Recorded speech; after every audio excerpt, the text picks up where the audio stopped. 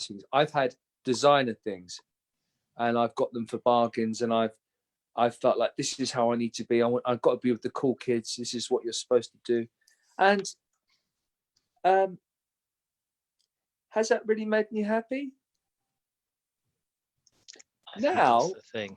I give Nicola, my girl, I give her £100 to shop on ASOS, and I get a whole wardrobe, and that's still quite a lot of money to a lot of people.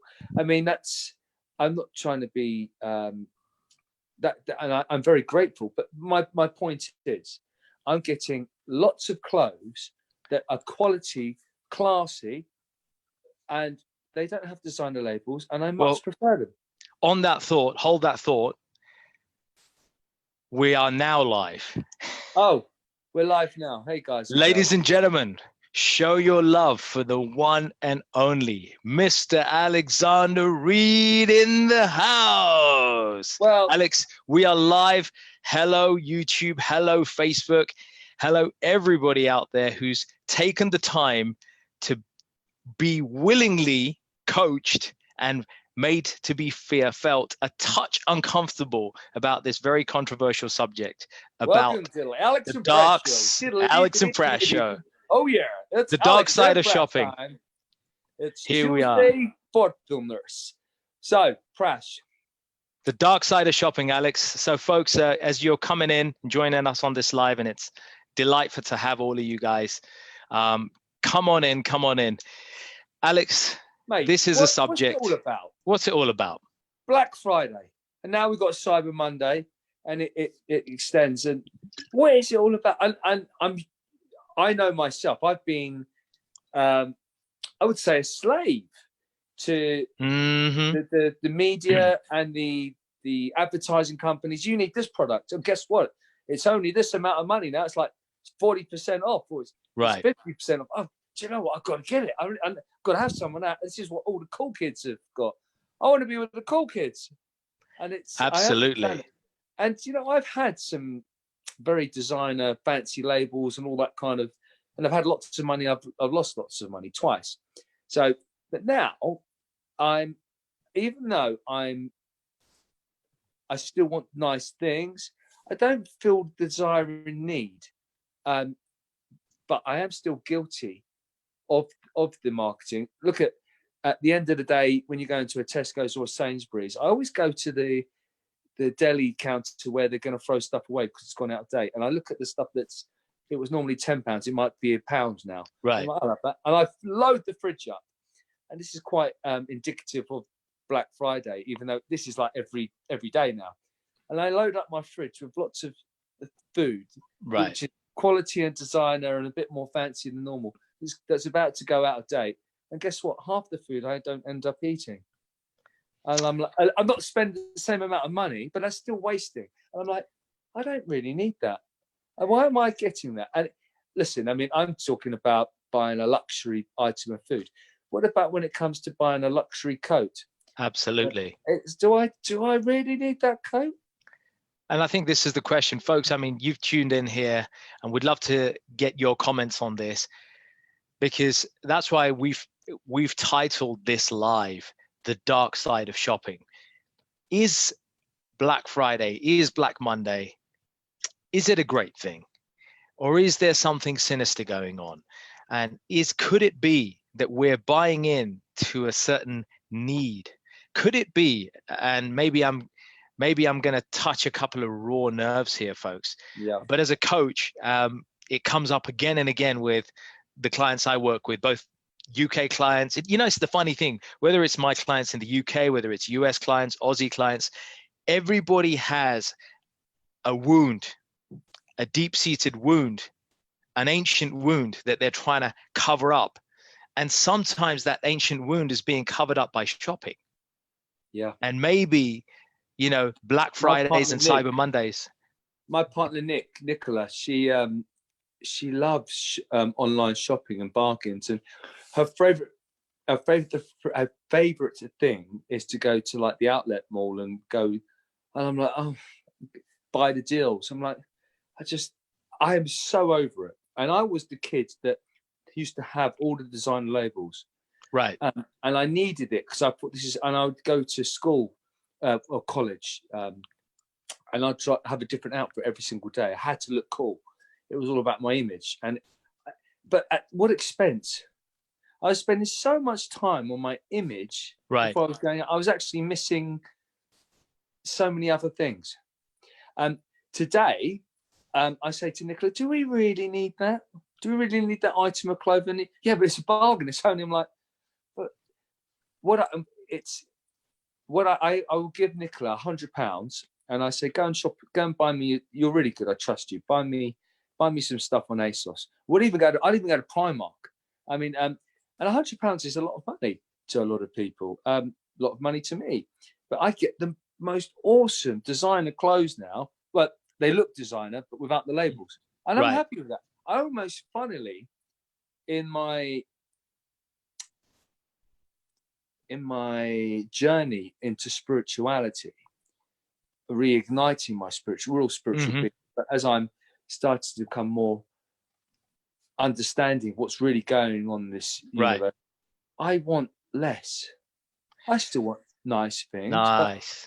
But I feel much more content with it's human nature.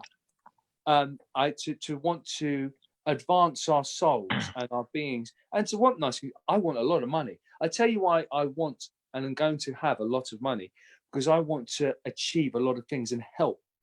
And the Beautiful. more, for me to do that, I need the plans I have in my mind. That's going to take a lot of money, but it's a flow. It's not so I can sit on the top of my castle and have a party, which I will do. It's so I can go and help other people do lots of things. So true. So with that, I want less designer clothes. I actually couldn't be seen dead in a designer label stuff. I want it plain. So can I comment on that? And folks, we'd love to hear your comments here. So feel free to chime in here and share your feedback on what we're talking about here. We're bound to press a few buttons, but that's why we call this the reality check with Alex and Prash. You know, we're very, very much about bringing a reality check to people's lives. And here's a truth bomb for everyone. And I'm kind of going to get a little philosophical or spiritual, but bear with me on this one. There are two fundamental tendencies that all human beings exhibit, virtually all human beings. Firstly, the tendency to acquire things, to obtain things. And that doesn't just mean a thing, it could mean a person. Secondly, the tendency to enjoy that which we have possessed. So I'll say that again. We have two tendencies, the desire to, we have two strong fundamental desires as humans, the desire to acquire or possess and the desire to enjoy that which we've possessed. Now, that is the basis of all civilizations. It is also the basis of the failure of so many civilizations across time, where the desire to acquire and enjoy has exceeded a sensible threshold, and it's brought down entire civilizations. The Roman Empire, Sodom and Gomorrah, the story, the Mesopotamians, there are countless, the Babylonians, countless civilizations and empires have caved in within themselves. Alexander the Great tried to conquer too much and failed. In his last days on this earth, he says, I wish I had spent as much time conquering my spirit and my mind as I did all these empires and territories. It's one of the greatest men who ever lived in terms of accomplishment, and obviously you're named after him. So I think there's a lot of truth, man. Saying on a personal level, which I can't really go into, but when people how can I say this without getting sued by courts or getting in trouble with the law? Just individuals. Let's talk about human tendencies. When people treat something they love like a possession, but it has a free spirit itself, another person. So I'm talking in riddles. You're my partner, and not that you're a lovely man, but I'm going to imagine you're my lover. But it's all good. You're my partner, and I own you, and you're my possession. Okay, and I basically stopped the relationship. Totally. The loving relationship we could really have, and I stopped because I treat you as a possession, even though I think I love you, and I think I'm giving you freedom. But I love you. I do all this for you. I'm like, I'm like, hold on, you don't. You're not letting me be free.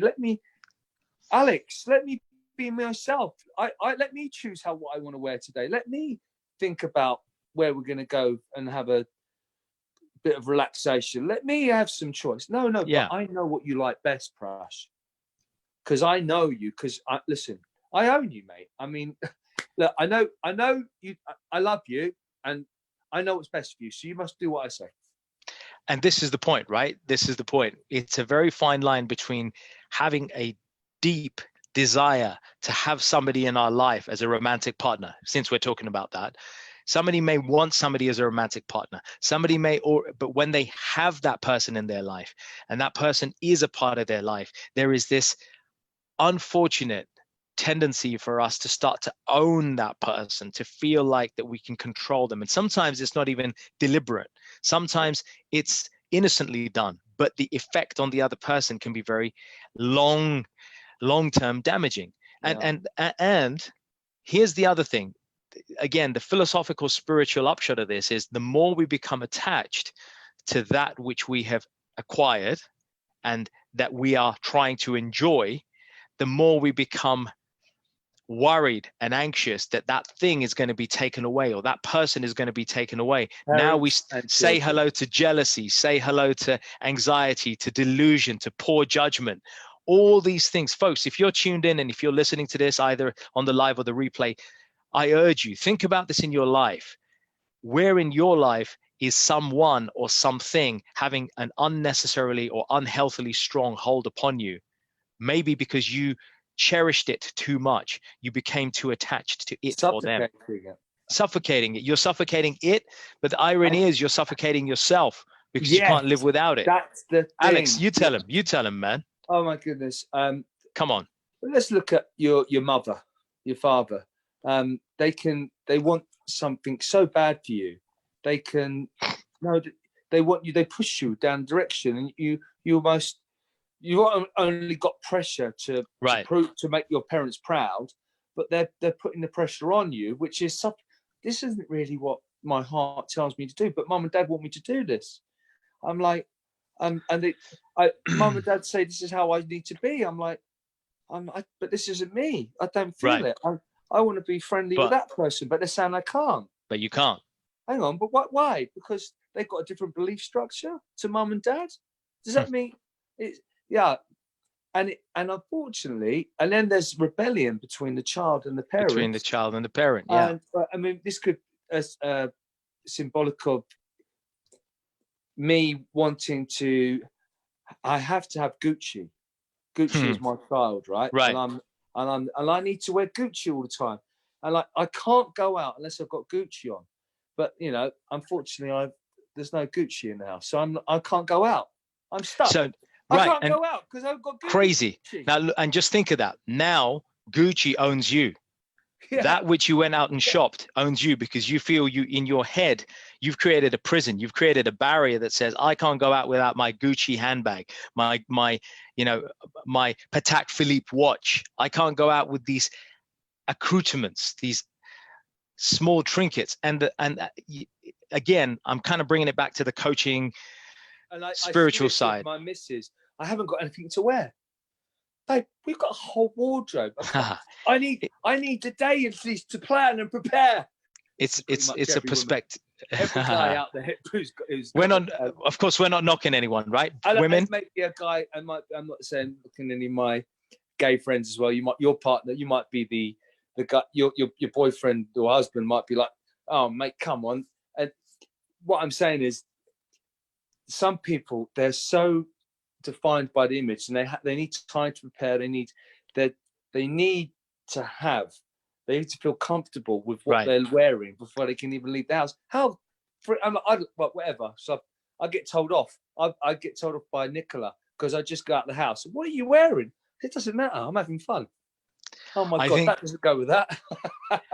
So I think you hit a very important point, which is there is a fine line. There is a balancing point between dressing. I mean, just using the example of dressing, there's a healthy boundary between dressing tastefully and feeling comfortable in what you're but wearing. I'm not going out in a dress to a meeting or in my tracksuit or in a bikini or joggers. I'm going dressed smart, but the trousers might not match the shirt. Yeah, 100%. So right. I do understand. So You're not going to go to an interview in an office environment wearing builder's outfit. I get that, but no, you get that. So there's aesthetics, and then there's obsession. It's two separate things, right? We may be attached to have an aesthetic physique. We want to lose weight. We want to groom ourselves. We want to look good. That's one thing. Obsession is a whole other thing. And I guess one of the important take homes from this live, if I may humbly put to everybody who's listening, is maybe sometimes we've got to ask that hard question: is the way we are behaving in a particular situation and the choices that we're making when we're buying that item out there or trying to acquire some possession out there, is it for aesthetics or is it for obsession? Is it for etiquette or is it for impression? Absolutely. We need to start seeing. Like nice items. I would still buy something expensive. Why? Because it's quality, not because it's got a label. And there are very good quality brands, because it's going to stand the test of time. And I still want to look smart, and I still desire those things, and I feel okay with that. But what I've learned, and this is the one tidbit I could add out there, is forgetting getting all the fancy labels and living. I've lived in a luxurious mansion, and I wasn't happy. I had nice designer clothes, and I felt like I was happy. Right. I really wasn't. It was always about what's the next thing, and I feel richer now. I'm not financially richer, but in my heart, I am. This is where it matters, right? This is where it counts. And it still counts. I'm still doing the right things to attain money, because there's a lot. I plan on being a lot richer than I've ever been in my life. Because there's plans I have. But to me, to get there, it's about finding what's really important. Right. And it's not about just, listen, I've had money, I've lost money twice. And why did I lose the money? Because I didn't appreciate it. I didn't have any, I got it too fast. And I've got all these nice things. I thought, this is what makes me really happy. So I got the money, it came in one door, it went out the other. And now I'm like, right, what do you really want to do? It's not about having money, but I mean, I'm going to need the why. I need a lot of money to do the things I want to do. So now I know what I want. No, sorry, you were going to say now you know what you want. Now I know what I want, and I'm not chasing the money now. I used to chase the money. It's that point right there. So two really important points there, right? Firstly, many of us have been programmed or bought in or societally conditioned to the belief that more is better. More money, more this, more that, more savings, more that. Okay, fine, that's one thing. But what you've just said there, Alex, that's crucial. That's what we all need to do more of, which is we got to ask ourselves why. Now, if the strongest why that we can come up with is, because I want to live in a big house and impress my mates. I want to impress my parents who never loved me when I was young, and now I need their validation. So I'm going to earn a shed load of money so I look good in front of my parents and my family. Or I'm going to do it so I can prove to my ex and all my haters that I'm an amazing person. If that's about the best that you can come up with, then you might as well call it a day right now. That's not a fulfilling life. If, however, your why is because I want to do something with this life, I want to set an example for other people that they can make it. I want to help people to see the life that they can live. I want to use that money to accomplish more. That's a beautiful reason why. But wait, I want to add something there, Prash. The caveat to that, or the juxtapose. As much as I understand all this, there is still part of me that wants to make money to look to make my mum proud. Of course. And I'm like, but hang on, that's not. I know. I fight that. I'm thinking. There's still all this spirituality, enlightenment is still craving those lesser, but that's okay, because low vibrational things. But that's because we live in this world, right? What did Jesus say? We're, be in this world, but not of this world. We're all part of this world. We can't just give that stuff up. And here's the thing, folks. What the point here is, it's not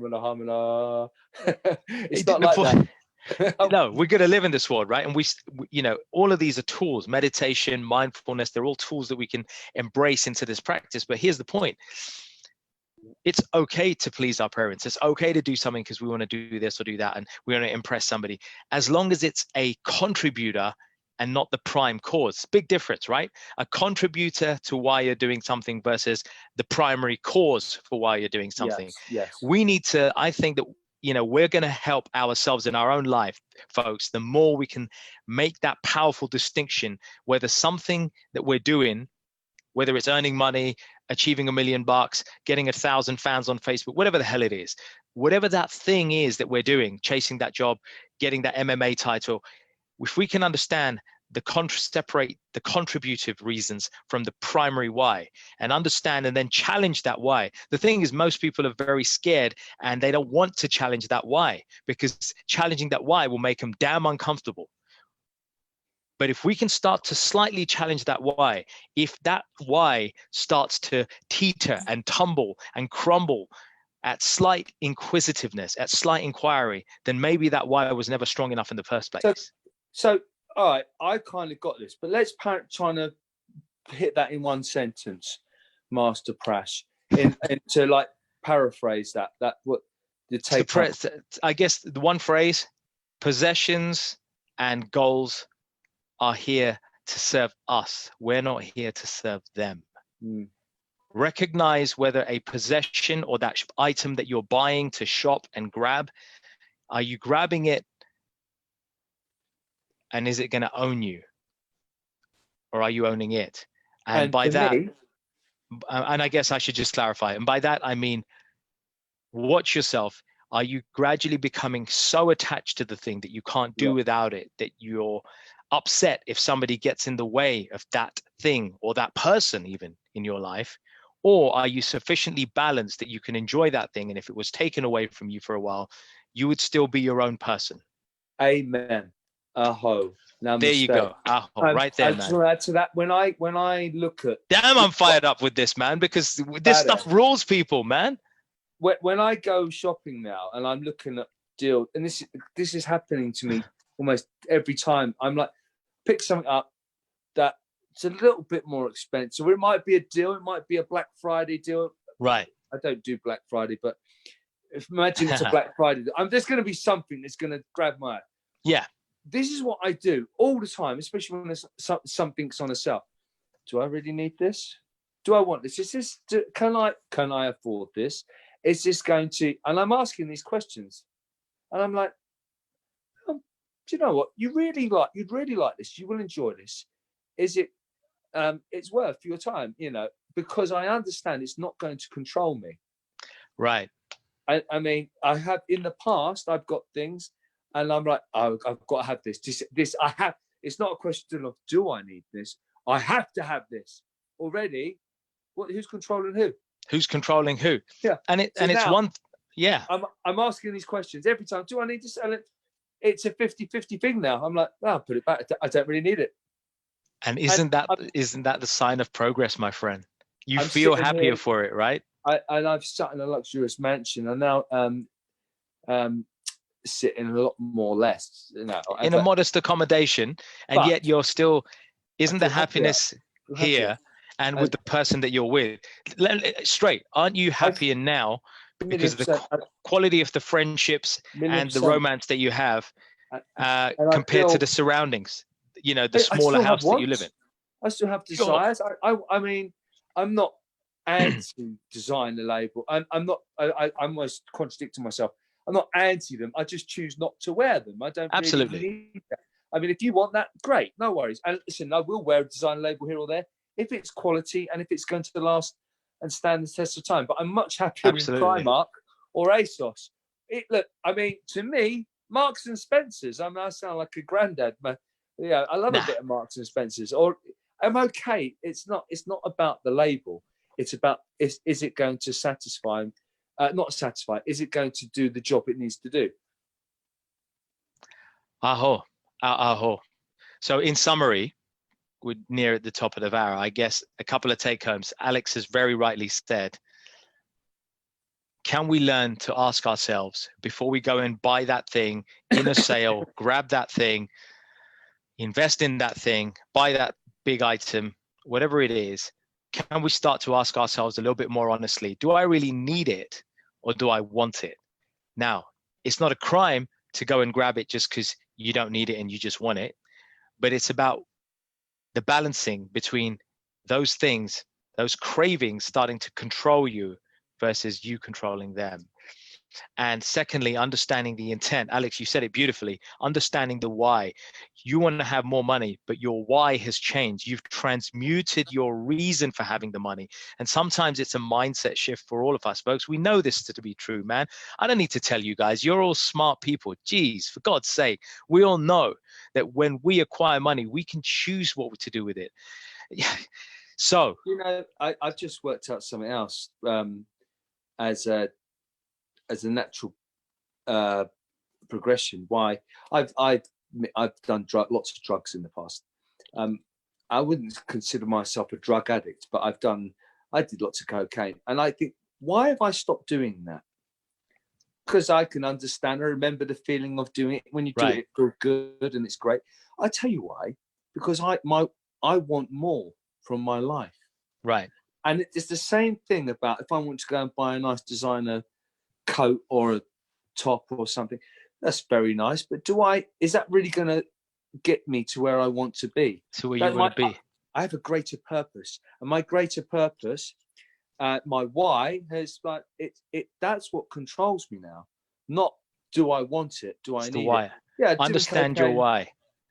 Any drug, they can. I'm not trying to go. It's not a drug thing, but each to their own. If that there has pros and cons. There's a lot more cons, but my point is, I want more, and that is why I don't do those drugs anymore. That's why I don't pick up food that I don't need to eat, or I don't wear the most designer clothes. It's understanding the why. I think that's really true. So I think those are the takeaway, folks. Understand your why. Why are you doing it? And if your why isn't sufficiently noble enough, sufficiently strong, then question whether you need to go and acquire that thing, buy that thing in the sale or not. Secondly, ask yourself how you're treating the human possessions in your life. Are you treating them as possessions and getting overly attached to them, and perhaps indirectly and unknowingly suffocating their quality of relationship with you at the sacrifice of your own comfort? Could it be that you need to let them go and let them be? Second realization. And the third realization here is to learn that balance, that threshold between etiquette or aesthetics and obsession. We can enjoy the things that we want. We can enjoy the fine wines. We can enjoy a nice car, the possessions, but let's not let those things own us. Let's not let those things define us, and let us not be perturbed if those were taken away. As you've so eloquently put, how happy you are now in your life with less than you perhaps were in all those years when you had more, actually, physically and materially. I have more now, although I feel in some ways I have more, some days I have less. Of course, man. I know how you feel, man. I feel you, man. I got you right here.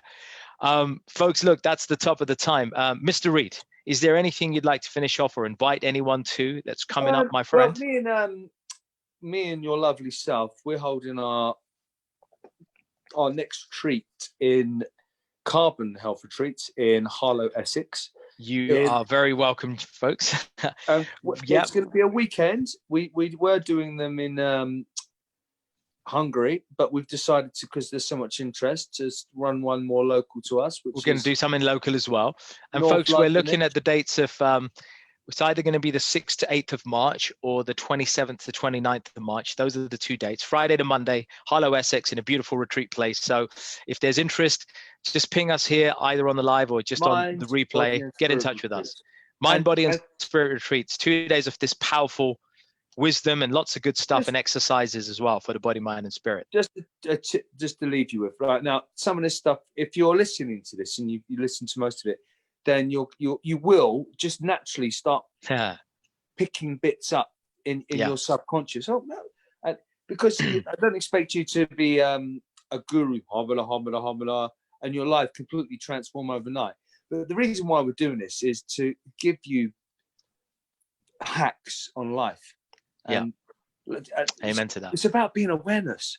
If you're not aware, you're going to be doing things. And I've often been not aware, and I catch myself still not being aware.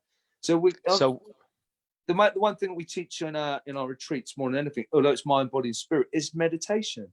So awareness, plenty of that. Awareness. Thank you, Alex. Yeah, I do that through my martial arts and through physical exercise, and we're going to do. There's many different types of meditation: yoga, conscious breathing, conscious walking. It's about being awareness. So we'll bring plenty of that in, plenty of awareness. That's happening in March, nearer to this time. There are the boot camps. So check out Alex's boot camps. All the details are here on the Alex Reid page, as well as Alexander Reid's profile. Go check him out. Don't forget to show some love to Alex's YouTube channel. It is out. Go find Alex's YouTube channel. It's the Alex Prash Show. And Urban Spirituality. Go check us out on YouTube. My name Prash, Urban Spirituality. Alex Reid's channel on YouTube. Show some love, like and subscribe us. Share this wisdom if you've liked what you've heard so far. And we're just speaking from the hearts, right? Nobody's perfect in this audience at all. Least of all the two of us. We're just sharing what we're learning along the way. We hope you're learning and you'll share back. We want to keep sharing this. Last but not least, there's a quick invite to you guys. This Saturday, you're very welcome to the Mantra Therapy Christmas special, super Christmas jam. I think, Alex, you might be turning up and saying hello. 100% all there. So this is how we met, you know. This is how we met, you know. At a film premiere for Brian Rose, and your lovely wife. I was sitting down feeling poorly, and She came and healed you. She's a Reiki master. She came and used some special Reiki. She did good. And then we just got chatting, and then I came to your first mantra therapy session in Wembley, and I was like, I like this. This was fun. And I don't consider myself big in the Asian community in terms of how you party. I just felt so at home. And it was just great fun. It was such fun, yeah. We got some beautiful stuff going on. Thank you, Alex. It's going to be a night of live music, meditation, motivational talks like this. The way you do it, great jamming. The music is unreal. You're quite funky. And the beats were good. It was like new age kind of pumpy beating. It's got its vibe, you know. I was like, this is cool. I feel good. I feel good. That's because I got the ghost of Miles Davis and Donny Hathaway and Ravi Shankar right on my shoulders, baby. So where is that? What time is it? That's in Acton Park Royal. All the details will be in the link. It's in Northwest London, Acton Park Royal at Vascroft, the headquarters, Vascroft, from 7:30 or 8 till late this Saturday. Come check us out. We'll love to have you. Folks, if you're enjoying this, share the likes and share this stuff, and give us any topics that you'd like for us to cover, because make sure we'll learn something. Alex, always a pleasure. That was the Alex and Prash Show. That's all, folks. That's all, folks. Awesome, guys. Take care. Peace out.